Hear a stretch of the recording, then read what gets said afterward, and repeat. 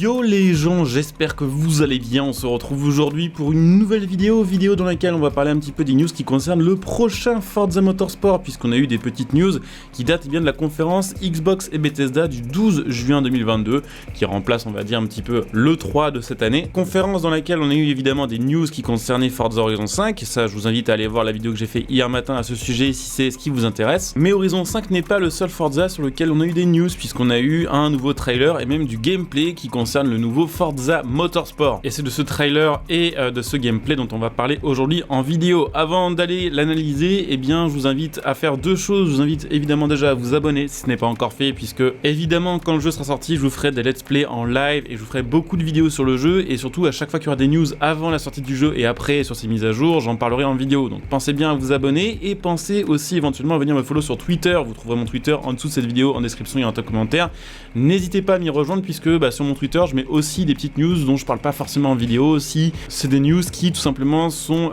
plus faciles à passer par écrit que en vidéo. Je vous le disais, on a eu un trailer d'1 minute monté avec 10 images de jeu capturées en 4K qui est très propre, mais on a eu surtout un gameplay d'environ 5 minutes qui était assez riche en informations, puisqu'en plus de ça le gameplay était commenté directement par Chris Ezaki, qui est tout simplement le leader du projet Forza Motorsport, et on a eu plein d'informations grâce à lui, et c'est de ces informations dont on va parler aujourd'hui dans cette vidéo. Bon, déjà quelques informations concernant la disponibilité du jeu, puisque maintenant on sait à peu près à quelle période sortira le jeu, puisqu'à la fin du trailer on peut voir que le jeu sortira au printemps 2023, ce qui est extrêmement inhabituel pour un Forza. La plupart des Forza sortent entre septembre et novembre. Ça fait depuis Motorsport 2, je crois qu'on n'a pas eu de Forza qui sont sortis à cette période de l'année, donc printemps 2023, donc au final dans seulement 9 ou 10 mois dans ces eaux-là. On a la confirmation que le jeu sera bel et bien dans le Game Pass Day One, on a la confirmation qu'il sortira sur PC, sur le Microsoft Store, mais aussi sur Steam, donc comme Forza Horizon 5, et on a la confirmation qu'il sera aussi disponible sur console Xbox. Alors le truc c'est que la génération de console n'a pas été précisée, on ne sait pas s'il sera disponible sur ancienne génération ou uniquement sur nouvelle génération de console, mais ça je pense qu'on aura plus d'informations lors de la prochaine conférence Forza. Le gameplay a été tourné d'une manière assez originale avec une caméra libre façon replay, donc des fois ça suivait une voiture et des fois ça montrait un petit peu les décors, l'extérieur du circuit, et le moins que l'on puisse dire c'est que le prochain Forza Motorsport va avoir des circuits et des courses bien plus dynamiques et réalistes que les précédents. Déjà grâce à l'ajout du cycle jour-nuit et de la météo dynamique sur tous les circuits du jeu, qui va déjà jouer sur le rendu en termes d'affichage des épreuves, mais aussi sur le rendu en termes de physique, puisque selon l'heure et selon la météo, les conditions de course seront différentes, puisque tout ceci aura un impact sur le taux d'humidité et la pression atmosphérique, ce qui, combiné avec la physique améliorée des pneus et des suspensions, va changer quand même pas mal le comportement des véhicules. Selon les conditions de course, il me semble avoir entendu pendant le gameplay que la physique avait été améliorée et serait 48 fois plus réaliste que celle de Forza Motorsport. Alors là je suppose que c'est surtout en fait le taux d'actualisation de la physique qui a été amélioré 48 fois, mais la physique n'est pas la seule chose à avoir été vraiment améliorée sur Forza Motorsport. On a pu voir aussi que grâce à plein de technologies comme la photogrammétrie, le scan 3D ou le rendu procédural, les graphismes et spécialement les détails des pistes et des voitures ont été largement améliorés. Alors effectivement sur le live ça se voyait pas tant que ça parce que la qualité était quand même très compressée, mais ils ont reposté la vidéo en meilleure qualité sur la chaîne officielle Xbox et on voit quand même beaucoup mieux les détails qui ont été améliorés. Notamment on a pu voir que la route, que le bitume avait un rendu plus réaliste, déjà avec parfois la route légèrement abîmée, légèrement craquelée, mais également ce qu'il y a autour du circuit qui a été très largement amélioré en termes de graphisme. Déjà la végétation, puisque c'est vrai qu'avant sur les Forza Motorsport on avait presque l'impression que les arbres autour de la piste étaient en 2D. Là la végétation et les décors, ce qu'on voit autour du circuit, ont été retravaillés de sorte à améliorer l'immersion. On peut penser que ça a peu d'importance sur un jeu de circuit, mais en fait ça change globalement tout, et même si on n'a peut-être pas le niveau de réalisation et de détail d'un open world comme Forza Horizon, ce qui est logique puisque là on passera pas autant de temps en dehors des pistes, c'est je trouve un gros plus. Évidemment c'est pas les seules choses qui sont améliorées en termes de graphisme. On a pu voir un moment le zoom de la caméra sur la baie moteur de la Ginetta, et on a pu voir que de près, grâce au ray tracing, il y avait énormément de choses qui avaient pu être améliorées, notamment le rendu des petites, on va dire, imperfections, des salissures et des rayures sur des matériaux comme le carbone ou comme sur l'aluminium par exemple. On a pu voir des tubes, des caches et différentes surfaces qui étaient tout simplement abîmées par le temps, qui étaient moins lisses on va dire et moins plastiques que sur un Motorsport 7 où effectivement quand on avait ce genre de détails apparents c'est toujours tout clean, toujours tout beau, toujours tout lisse. On peut aussi voir que maintenant sur Forza Motorsport les reflets seront très largement aussi améliorés sur la carrosserie des voitures, notamment lorsqu'il y a deux voitures côte à côte. pilote, ça a été très bien montré sur un moment où on voit une Nissan GT-R à côté d'une ancienne Ferrari de course.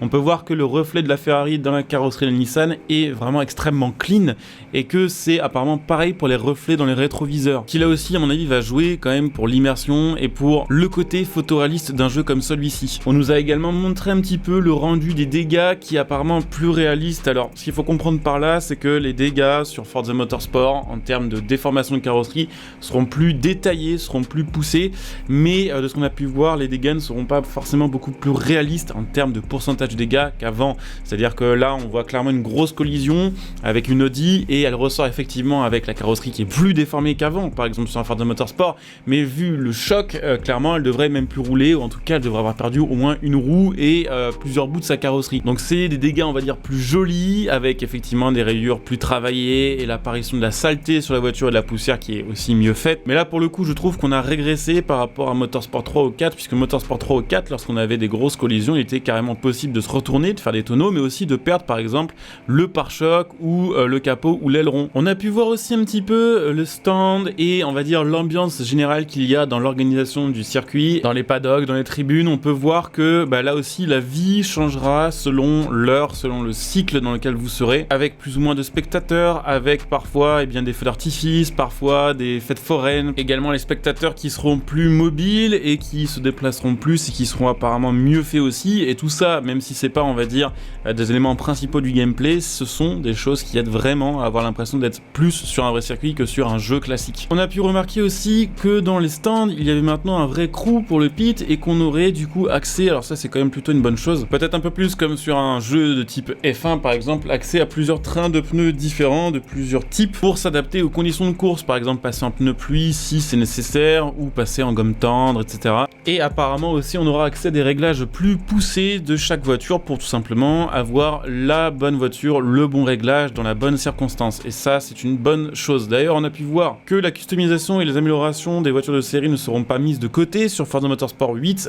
C'est vrai qu'on avait pu un petit peu douter avec les premiers trailers, les premières annonces, où on avait peut-être, en tout cas pour certains, l'impression que Chris Ezaki et Turn 10 allaient partir dans une direction extrêmement simu, peut-être un petit peu à la Assetto Corsa ou je sais pas, à la iRacing, en tout cas d'après les déclarations des devs, et peut-être proposer du coup que des voitures de circuit. Ce sera pas le cas, on aura des voitures de série présentes. On a pu voir quelques anciennes muscle cars comme une Charger, une Camaro 69 aussi, également des voitures plus modernes comme la Nissan GT-R, et on a surtout pu voir que certaines d'entre elles avaient des modifications esthétiques. On a pu voir notamment que sur la Camaro 69 il y avait toujours le capot customisé avec une partie du bloc qui ressort, et ça c'est pas d'origine, donc il y aura effectivement de la customisation, des améliorations. On sait pas à quel point ce sera poussé, est-ce que ce sera plus poussé que sur un Motorsport, est-ce qu'on aura de la customisation comme sur un Forza Horizon par exemple, combien de voitures aura-t-on à la sortie du jeu, est-ce que ce sera plus que sur Forza Motorsport 7, est-ce que ce sera beaucoup moins mais avec des voitures qui seront plus travaillées, avec plus d'améliorations. Pour l'instant c'est des questions auxquelles on n'a pas les réponses, et c'est vraiment en fait on va dire sur le contenu que pour l'instant on peut commencer à s'interroger, puisqu'on ne connaît pas le nombre de voitures, ni le nombre de circuits, ni sur l'organisation de la carrière, et ça c'est vraiment des choses sur lesquelles maintenant il nous faut des réponses, et ça j'espère qu'on les aura relativement bientôt, puisque le jeu s'il sort dans 9 mois,